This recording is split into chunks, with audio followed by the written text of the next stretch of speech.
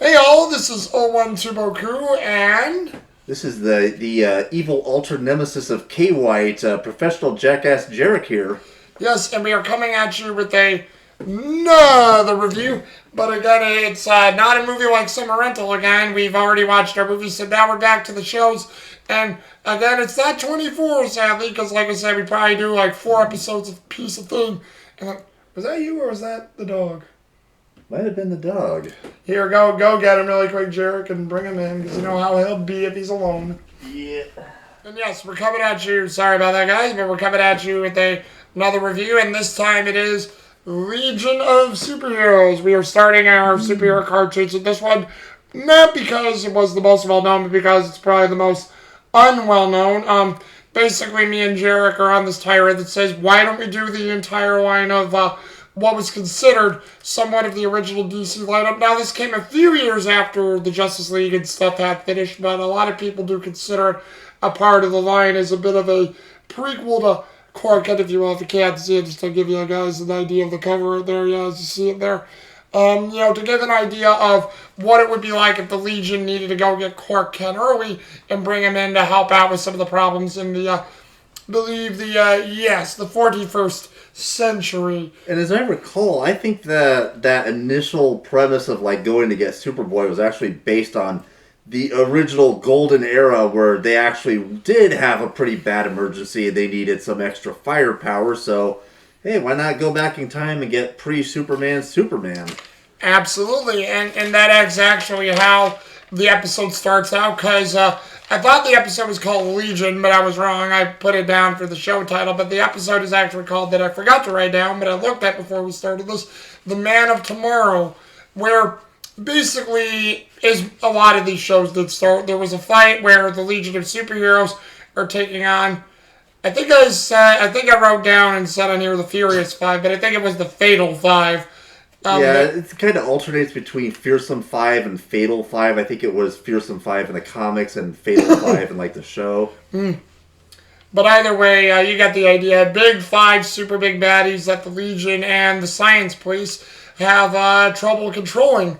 And the Legion is basically getting their butts whipped, and we don't know when this takes place, but we know that they're losing. And, Lightning Lad says, where's Superman when you need him, just as a thought out loud sort of thing.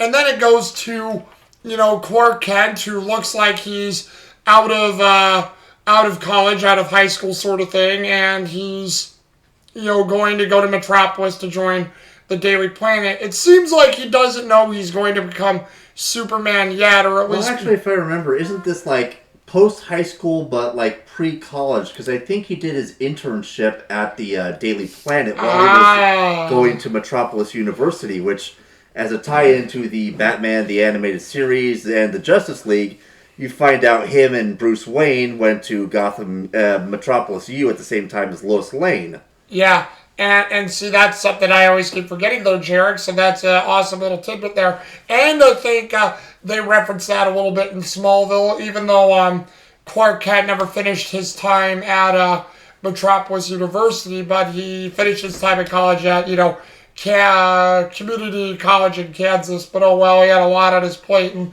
yeah, he was starting to become Superman by at least season 5, or at least trying to balance that out as well as he could. And when we get to Smallville, great season 5. So we'll definitely talk about that one too. Just a little thing there. But yeah, I think that was also mentioned in Smallville too, which I forgot about. But again, I never knew the whole thing of it. So thank you, Jarek, for that little thing. No problem. But either way, Ma Kent comes down and says, or Martha Kent, because, I know in the comics it was Ma, Pa, the movie's Ma and Pa, and I'm like, I always like... Why'd you say that name, Jonathan and... Why'd you say Martha? He got Martha! He got Martha! Sorry, guys, if you know Batman vs. Superman, the live-action crap movie. And by the way, did you know Zod was Doomsday? Not a Kryptonian creation, but a creation of Lex Luthor Jr. Kneel before the Saturday Night Fever. Yeah, well, since we brought it up, sorry, Michael Shannon, I like he's an actor, but oh god, not as Zod. I will find him! I will find him! I will find him! Yes. You all know you're just jelly because he makes polyester pants look good. God, such stupid scenes, and I know we're getting away from this, which is actually better in our opinion, but here we go again. But either way, Martha Kent says, go to the fair, have some fun, just be you, but remember, don't overexert yourself in your powers. And then soon after that, the Legion show up, and it's bouncing boy or bouncing lad. I know they say either or depending on the show. Oh, it's bouncing boy. And the comic, yeah. But a quick fun tidbit about that last scene. Our first introduction to him is trying to practice his heat vision on a newspaper in the bathroom. Yeah. And this, kind of ties into a running gag throughout the entire show that this is Superman, but this is Superman before he really knows he's Superman. So you're going to see some fun and interesting shit about Clark learning how super he really is. Yep. And thank you for remembering that, Jared, because, I forgot about that, too. He tries that before he goes. And as he heads out, he goes there. And then the Legion shows up. Bouncing Boy, Brainiac 5, and Saturn Girl. Saturn. Yeah, that was it. It was only those three, right? Yeah. Yeah. They all show up, and as you can imagine, they're all like, rural farm areas, what's this? And the only one who isn't shocked by this potentially is Brainiac 5, and I sort of thought this was cute in a way, because Brainiac 5, for being a supercomputer and a good version of Brainiac, tried over and over again to, get some use out of Brainiac, which is what I love, and great different things they've done in the lore with that over the years. Well, the funny thing is, he is the original Brainiac. He's just like the fifth rebuild of him. Like, over the years, Brainiac gets destroyed, blown up. He basically Sigmas himself so many times that over the years, he basically becomes an entire fucking planet of Brainiacs, and Brainiac 5 is actually the fifth iteration of the original OG one that destroyed Krypton. Yeah, and again, Brainiac 5 usually is younger, sometimes around the same age, sometimes looks the same. But yeah, this is like a younger version of Brainiac 5 where he's like preteen, teenager sort of thing. And he's got a lot of admiration and respect for Superman. Like, he's almost a fanboy of his in a way. Not terrible, but just like, he loves looking at this myth of the legend, probably because of all the previous lives that he had, and also the good that was put into him finally to realize, I don't need to be this supercomputer of destruction. I can live life and be a part of it. Well, that's kind of the funny thing, because if I remember in the comics, part of the reason why Brainiac 5 becomes, the hero he becomes, is because over time, seeing his past iterations get defeated by Superman really showed him the power and the strength of this heroic spirit within this guy. He has all this power. He can single-handedly defeat the most powerful supercomputer that's ever existed. And yet, what does he do with it? He's always defending other people. It's always about someone else and not himself. And over time, that actually pretty much changed Brainiac. It did the impossible. It forced this cold thing of logic and no emotions to be like, you know what? I want this. I want to understand this thing that has always surpassed me, that I could never process. This thing that just pushes him to do what I will never do. And eventually we get Brainiac 5 and the entire Brainiac race out of it. Yeah. And that's a nice little tidbit too that I fully didn't, comprehend. And so thank you for that as well again, Jarek. And to the same point, as we get there, we see that, and, they're looking around for him, and we also see Quark at the fair. He's, wanting to join in things, but he doesn't know what to do, so he's just sort of standing around enjoying the sights. And then, he sort of gets goaded into, I'm going to say it's probably Pete Ross, or depending on that, because he was not just, a lot of people think he was created for Smallville, but no, Whitney Ford was also a comic book character, not as big as the boy as Pete Ross, but I know in recent years, thanks to Smallville and some of the 90s, Whitney Ford became, a big boy just as Pete Ross, and that Pete Ross maybe became more of a friend, but So either Pete Ross or Whitney Ford just sort of mock him, say, oh yeah, Clark, he wouldn't be able to do these things or hit that ball or hit that target. And, Clark has this grin thinking, I'm going to do it, but then realizes what Ma Ken said and stops and throws it to where it's pathetic. And, everybody laughs and he walks away. Soon as you can imagine, though, Clark hears something with his super hearing. A bolt or a hinge comes undone from a Ferris wheel. It's about to roll off and probably kill everybody on there, more than likely. Yeah. Clark goes up there to hold it up to keep it from rolling off or tipping out its side, and he's struggling. And then all of a sudden, you have the, I was gonna say the Fatal Five, but no, the Legion come in, and I think it was Bouncing Boy who said, it's funny how nobody's looking at us, and Saturn Girl's like, I think they're all thinking we're in costume, and then you see a bunch of clowns and people on stilts, and other people walk by, and it's like, well, yeah, it's a hilarious thing because as outlandish as they should look, they just look like performers. Too bad it ain't like a Renaissance festival. It's like, who brought the aliens? Oh my God! It's like, hey. Sci-fi is the next fair over. This is Renaissance, bitch. Get out of our area. Oh, absolutely. But yeah, it's kind of neat that they get these three in particular because, like, Brainiac is of course the smartest of the group and he's got all the historical knowledge. Bouncing Boy is pretty much not only the pilot for like their jets, he's also their best mechanic. And Saturn Girl, of course, is a psychic. If you know the comics, this girl is basically like the Jean Grey of the group, except she's alien, she's blonde, and she doesn't go, full planet-destroying psycho all the time. Yeah, and I'll admit, growing up even as a kid, whether it was comic or cartoon or different lore, I always had a thing for Saturn Girl, because to me, she was hot.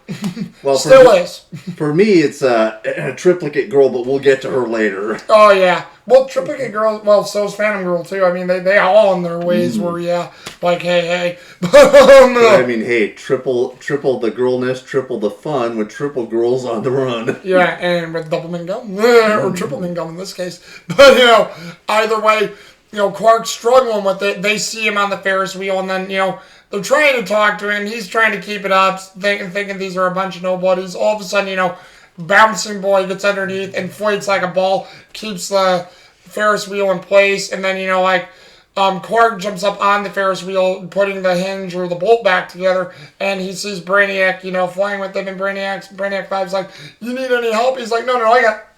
Are you flying? He's like, yeah, my Legion ring, it's what I developed so we can fly. So Brainiac 5 showing his prowess and smarts right there. And then, as you can imagine, Phantom Girl, Saturn Girl has to do something because everybody sees this, and she's like, you will forget everything you've seen. And, they all, just walk away and forget what they saw, because that's the thing. She has the ability to also erase memories of what people see. And, Clark's like, okay, what's all this about? They tell him. Understandably, he thinks they're a bunch of jokers and freak out. So he heads home, and they're like, oh, well, that wasn't what we expected. And then it's like, he gets there. My kid's like, hey, Clark, your friends from the fair here, huh? And they're all there by his house. Yep. Or in the kitchen, I should say. And I know what you're thinking. How the heck could they get there faster than him? He can run faster than a speeding bullet. But they have a time bubble. Mm-hmm. And if you know anything about Booster Gold and Rip Hunter, you know what a time bubble is. Yep. Once again, he ain't called Brainiac 5 for nothing. And what's funny is they actually get there, and they're doing what they can to convince him. Clark believes all this is surreal, doesn't know what to think, but somehow, Saturn Girl, Bouncing Boy, and Brainiac 5 all start to convince him, and then slowly and surely he's starting to believe this, maybe a little bit, because he's always wondered about his powers, and that's actually the hook Phantom Girl gets to get him to somewhat join, is that she's like, we can help you balance your powers, understand what they do, and, don't you want to understand about them? And then he's thinking, and then he just says, wait a minute, if I go with you guys, won't they notice I'm gone? And Bouncing Boy's like, that's the best thing about time travel. We can get you back right in time for supper, right at the same time you left here. Yep. Which, it's kind of a neat hook. It's like, yeah, you're not going to miss a thing. And it's like, and of course I love his response. He tells his mom, it's like, bye, Mom, I'm off to go to the future. Be back before dinner. And she's like, that's nice, dear. And then when he disappears, it's like, wait, the future? But no, remember, she's like, grab a sweater. Yeah, pulling a Dahlia Ketchum there. Yeah. And then, yeah, you're like, she comes down, future? Because they're already gone by the time she enters the room. And, so they get there, and this is before the fight we see, so the fight's not already going on, but they get there, and, everybody's excited. Well, Lightning Lad is excited, but he's, being a little cocky about it. The Triplicate Girls are hanging a sign with Phantom Girl's help, and, you have everybody else just sort of waiting on this. They all get out of the time bubble, they see Clark, and it's like, Yeah, I think, wasn't Lightning Lad like, who's the dweeb or something like yeah, that? well, I think he said who's the dweeb or who's the dork, one of the two. Because, he's still wearing his, his sweater and whatnot, and so... The glasses, the sweater, the vest. Yeah, the hypnotic disguise glasses, which I'm totally not wearing right now. Yeah. Well, you got another one. And when I hit a guy with glasses, yes. Hey, come on! I tell you, you made me. I made you first. It's like, come on, how childish can you get? Wouldn't hit a guy with glasses now, would you? If you know, you know. Oh yeah! Oh yes, yes. And believe me, Batman's on the to-do list, folks. We will get there. But yeah, like they get there, they're all a little disappointed in what they sort of see, and obviously, the girls are all like the same. They're just sort of like, this isn't what they expected. They're a little let down. Lightning Lad just constantly compounds like sarcastic jokes, putting Quark down, thinking this was a mistake. What were they thinking? Brainiac, what were you think? Yeah, because it says, Brainiac, you sure messed up this time. You sure you computed the right time and everything? You did there? You're not getting all scrambled? And of course, Brainiac 5, and get used to hearing this throughout the series, says, I don't make mistakes. I have a 12th level intellect. I'm certain of the results. Yeah, but honestly, I also love the reaction Brainiac 5 was given Lightning Lad, dude, come on, I know, because even where Saturn Girl and Bouncy Boy still had their doubts too a little bit, Brainiac 5 was completely convinced this is the man he's wanted to see, the man he had who gave him his hope and everything that he wanted, so he didn't want to give up on this, where everybody was still a little, mystified and weird, and as you can see, as they're making jokes, Lightning Lad's like, well, okay, we'll have him prove it to us. Let's get him into the training room. And there's Boku, activate the double 80s montage scene. Where, of course, first we get to meet the team and see what they can do. And Triplicate Girl, of course, as mentioned, can split into 3 different versions of herself at will. They all basically share the same consciousness, although... There's if you'll notice throughout the show, the purple one's a bit more subdued, the orange one's a bit more flirty and hyperactive, and the white one, who's basically the main one, is always kind of the neutral between. Well, I know they don't go, really quick on that, I know they don't go over it in the show, but yeah, Triplicate Girl I'm not that familiar with. Is it all one personality that you can split into 3, or are they all meant to be 3 different people? Well, it's kind of like with Jamie Madrox, the Multiple Man, where... when she splits, the different ones will take on stronger aspects of a certain part of her personality. Like I said, the purple one's a bit more of the calm and subdued one. The orange one will be more flirty and hyperactive. And the white one's kind of like the middle ground at all times. And you'll also notice, every once in a while, just to mess with opponents, you'll only split into 2, and there'll be, one that has 2 colors. It'll either be white and orange or white and purple. So it's kind of a fun little thing where she's kind of the minxy trickster with how she uses her abilities. You think you're about to hit her and, oh, there's 2 of her now. And then the third one pops out and shit just gets crazy, you know? Yeah. You have Ghost Girl, who basically phases through solid objects. And if I remember, I think she was also canonically a princess on her own home planet or something to that effect. That I remember. I think so too. She was somewhere at Starfire. Bouncing Boy, of course, can take on inflate to a round shape, and he basically becomes as bouncy as a ball. And apparently, also the size can vary. It's either anywhere between a humanoid size to almost the size of a big government-issued medicine ball. And I think it also increases his resistance and durability, since he's more elastic than the others. Lightning Lad, of course, has the lightning generation abilities, and he's a bit of a hothead. Saturn Girl's a team psychic. Brainiac 5 is basically a living supercomputer that can shapeshift himself into whatever he needs. And if, in case you're wondering, where's the rest of the Legion, Feral Lad, Iron Lad, and, basically, all hundreds and hundreds of them, they're all off-world. In fact, their main leader, Cosmic Lad, is kind of out for the time, so Lightning Lad will be their de facto field commander. Well, and if you remember, you brought that up to me, that saying, isn't it funny how they said, where's Cosmic Lad, let's get him, and they said he was on a different outpost when the Fatal Five show up.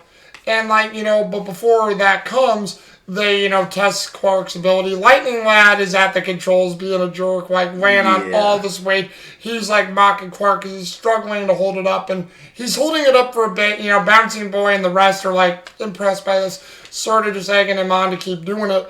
But, Quark has to eventually let it go.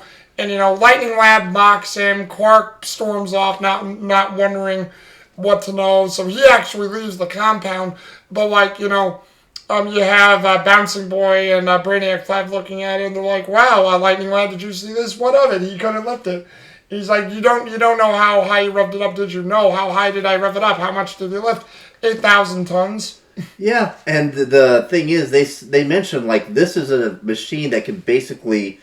I forget, like, what type of metal it's supposed to make, but it basically simulates the compression force of, like, almost a miniature dwarf star.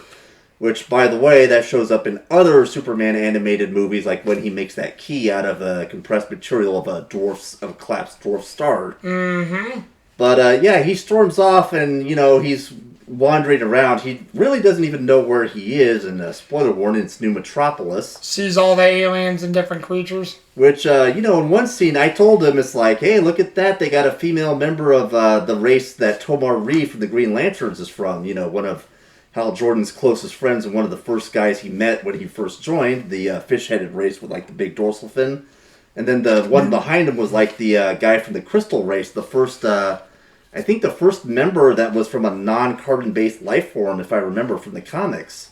They also kind of have like a thing where they're not a hive mind, but they do share like a group collective will where, if the whole group is threatened, they can send out a psychic message that compels them to return. And you see like a lot of interesting callbacks, like again, the time bubble, the flight ring, which Booster Gold stole when he was a security guard at a superhero museum in New Metropolis. Fun fact. And also, like, this is right before, the Fearsome Five are supposed to show up again. And sure enough, there's a Superman museum. And Boku saw this first. Like, all of the posters of Superman are actual covers from Golden Era and Silver Era comic books. And yeah, the posters, the murals, everything. Yeah. It's like all the covers for their things, which was a nice touch by the creators. I will definitely give that credit to it. And it's fun, too, because, it's got his costume. It's got all these little knickknacks from Superman. Fun fact, Mr. Brainiac 5 is one of the biggest contributors to that museum. Yeah, but funnily enough, it wasn't Brainiac 5 who showed up to tell him a bit about his destiny. It was Saturn Girl, and Saturn Girl, lets him know a little bit without letting them know the whole thing. Because at this point, too, I think they mentioned it earlier, and we forgot to mention it, that they can't tell Quark everything because it could have disastrous effects on the future. But they say he can know enough. And I think it was, and I think it was before he ran off too. I think it was Brainiac 5 and Saturn Girl, who both told him that, hey, if this is trouble for you and if this is too much, we can erase your memories and you'll have no memory of this or anything, and you could just go about your day. But that's before he did the test and ran out. But Saturn Girl's saying, see, this is what you do for us. This is what you do for the future. You are more important to everyone in the universes than you know. So, what you do is up to you. And what's funny is, as soon as that happens, Saturn Girl goes back. I think she thought that Quark followed, and the Fatal Five show up, which is where there was debating, like, where's Cosmic Lad? He's on the outpost. We're not making him time. So they're going out to face him, and there's this funny moment where Bouncy was like, we can take them all, right, Quark? Okay, maybe that wasn't the best plan in the world, Yeah, and basically, you see them get worked over one at a time, because the Fearsome Five, like, they bring this up close to the end of the episode, is like, it took almost the combined force of, like, the entire Legion just to arrest these guys the last time. Yes. And now you're, like, basically down to more or less your 5 core members, so they're fucked. And, they do get beaten pretty goddamn hard. Yeah, well, I have. And for a quick rundown of all of our evil bad guys, the autonomous fearsome five. Let's see where. Well, one of them, their leader is Emerald Empress. Oh yeah, with the eye of, I forget what that thing's called, but yeah, that thing is really interesting. It's kind of like almost a sentient, evil, living Green Lantern ring in terms of what it can do, like energy projection, absorption, mind manipulation. It's almost like an evil power ring at points. Plus, it's also kind of got like this weird mystical bond with her, so even if like, you have her attention and she's not paying attention behind her, the eye can still be paying attention for her. Yeah. You have the big bruiser of the group, the giant like muscle monster with the exposed brain, who's more or less a brainless berserker monster who will obey the will of the Emerald Empress. You have the cyborg man who's... yeah, I think they have him here. I haven't listed here. I think that was Tharok who was the big guy. Yeah, you have the cyborg who's basically their Brainiac, except he's like half man, half machine. Kind of like a less impressive version of Metallo, if you all know who he is. Cyborg? Yep. Yep. Oh, yeah. He's taken their jobs. He stole my. He's appropriating Cyborg's culture. Then you have the guy with the atomic axe that can cut through anything. Yep. Allegedly, and they basically. Oh, and there's also that one guy who's got like a Doulahan head. He's got like no head. There's just like this gas coming out of it. Well, and skeletal facial feature, and with inside it's like he kind of looks like a skinnier version of the Atomic Skull, but with purple flames. Yeah, instead that or Mysterio. And apparently he's got like these crazy decay powers where he's almost like Scar from Full Metal, except it's science. Yeah, and like Jarek said, they all get whipped, and they're supposed to get hypnotized by the Eye by Emerald Empress so she can take control of them or kill them, whatever she wishes to do. And obviously as that's going on. And the one thing we forgot to mention that I wrote down in my notes is they always kept comparing Clark to Superman, which made him upset. He didn't understand it. And then that's when he went to the museum and heard all the things from Saturn Girl. And then, as you can imagine, he's sitting there looking at everything, just pondering and pondering. And then he has this idea where sadly not sadly, but he has to break open the glass case, takes out the old Superman costume, actually puts it on. It's actually baggy on him at first, but then, hilariously enough, it actually conforms to his skin and forms a perfect fit for him. And then, he tries to do what they said that he could do, which is fly, and he's like, up, and away, or whatever it was, and then all of a sudden he crashes into one of his own statues. He's like, man, I gotta get better at this. Yeah. So, he goes in, like Saturn Girl and Lightning Lad are the last two that have not been fully hypnotized, and then, basically you have Lightning Lad fighting against it, but he eventually gets caught in it, and then Saturn Girl's trying to take control of Emerald Empress's mind, but she fights it off, and then is about to do the same to her. Clark shows up, starts giving someone four, but then they're basically all Tharok's holding him down at one point, and then they're trying to get him with the eye. And then, Saturn Girl says, look at Clark, look at Superman, look what he's trying to do. They all step out of it and then come together. But before they all run at them to stop them together, she's like, open your eyes, look right into my eye, let it take you. Want me to open my eyes? Okay. Yeah. Flame thing, and then basically torches the eye. Yeah. And it's not the last time he's going to be doing that. And then then they all just basically they kick super butt and get them all down. And then one of the ways they stop Tharok is, Lightning Lad's use your freeze breath, and Clark's like, freeze breath, just trust me. Put your cold and blow. Then cold and blow. Weird reference there, but hey. And what I love is this time they switch up the order of who they fight. Like the guy with the atomic axe. This time it's Triplicate Girl, and he tries swinging his axe, and now there's two of them, and then the other one pops out, and they're throwing each other at him, doing this crazy human ladder kick to his face. Mm-hmm.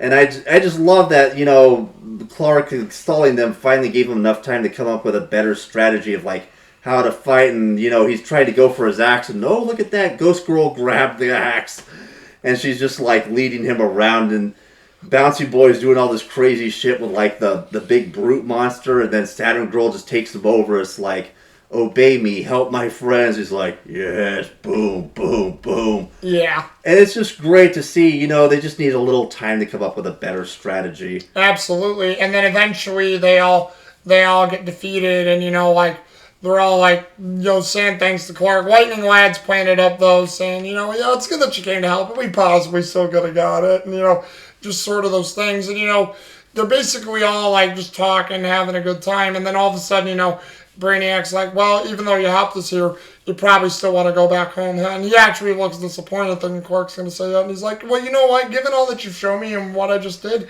maybe I do want to learn more about my powers. I'll stick around. Grin. Yeah.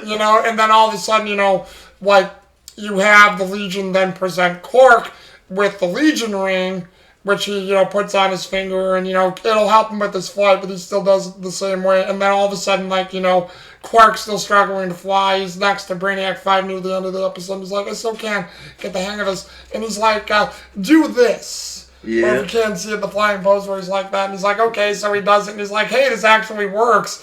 And, they're all having fun with it. And then all of a sudden, he gets in front of Lightning Lad at the front of the group. And Lightning Lad's like, hey, that's my spot.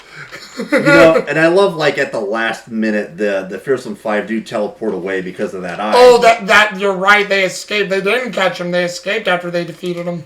But, it's a nice little setup, and interestingly enough, it's almost identical to this, the Legion of Superheroes comic that DC had after they did the show. In fact, in the comic, the name of the first episode was called Yesterday's Hero, which kind of ironic, They brought the Man of Tomorrow. The Superman's the Man of Tomorrow in his own timeline, but now he's the Man of the Past in the future.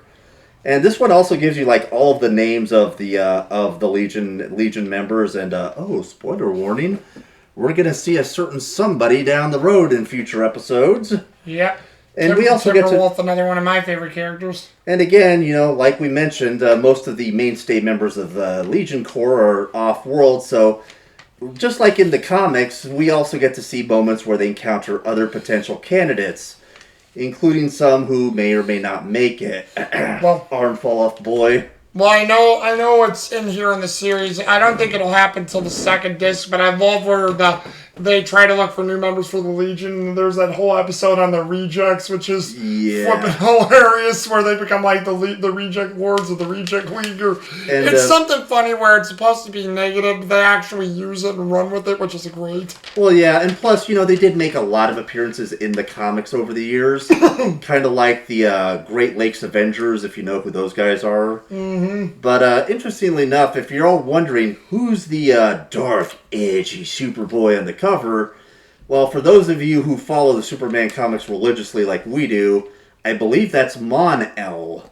And, his backstory, just like Con-El, changes a lot over the years. Well, actually, I don't think it's Mon-El, because it says on the back here it's Kal-El.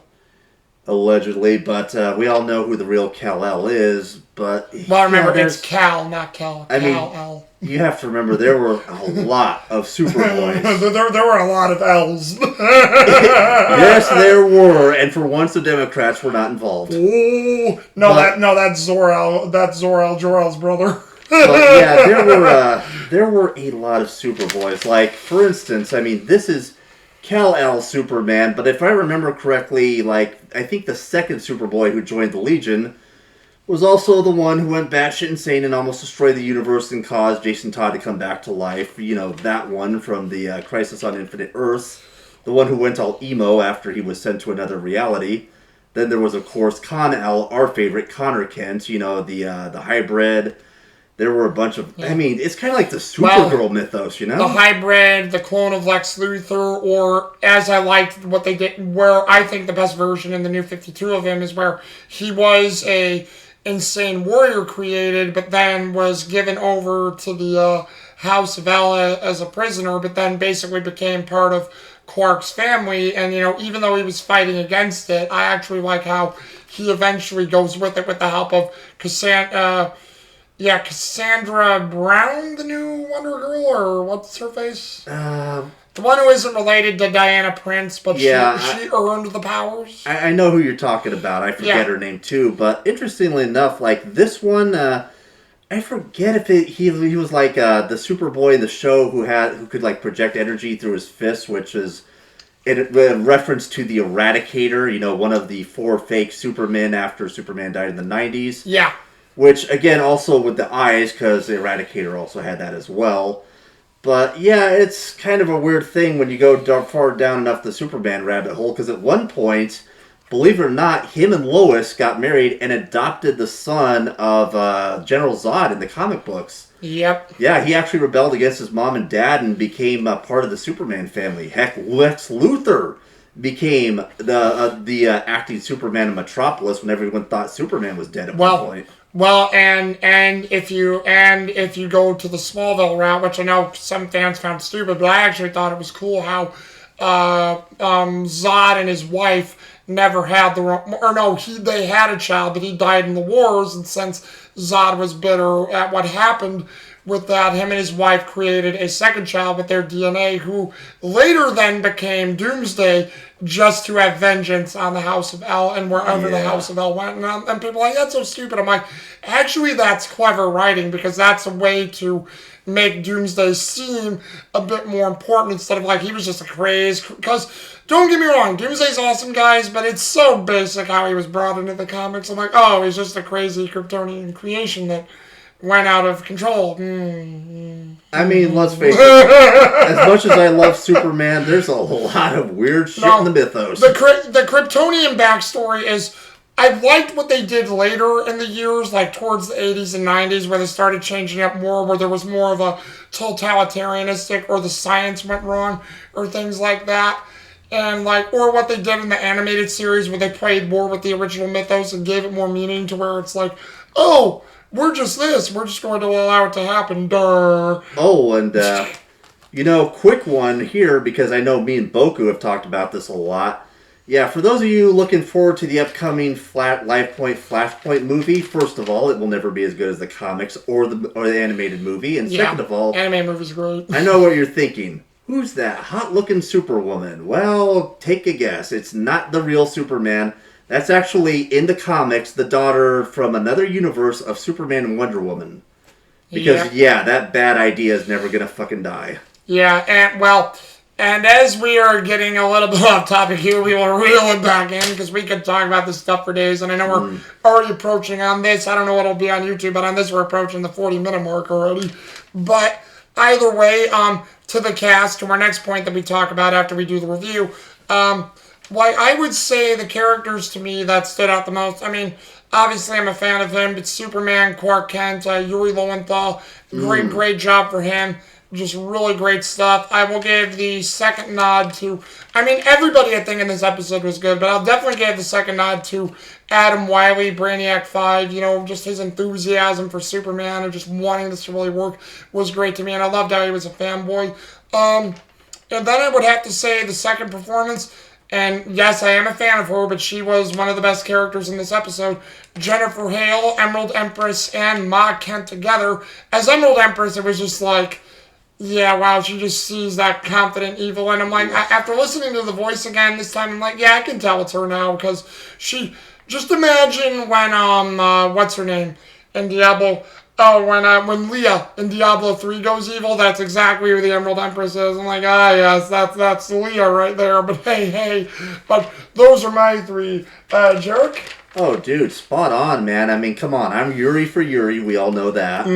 Brainiac 5, I mean, seriously, for a guy who's supposed to be a computer, he's actually got some really good emotional moments, and of course, is she the Emerald Empress?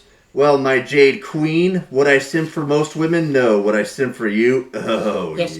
And now, I bet some of you, if you guys are familiar with the series, not that I want to carry on this longer, but I'll just mention it too, because since we're talking about this as fans, you're probably mentioning Lightning Lad was really good in this. Why didn't you guys mention him? Well, he would be a dark horse favorite in this, but Lightning Lad will probably get some huge nods from me, and a few episodes we'll get later on when his family comes into it, because, oh man, when the family enters into it, yes, Lightning Lad will get those nods, because you think Lightning Lad's a bit of a cocky jerk, but he has that, yes, but he's actually trying to live up to the Legion for some various reasons, from his maybe the father, the mother, his brother.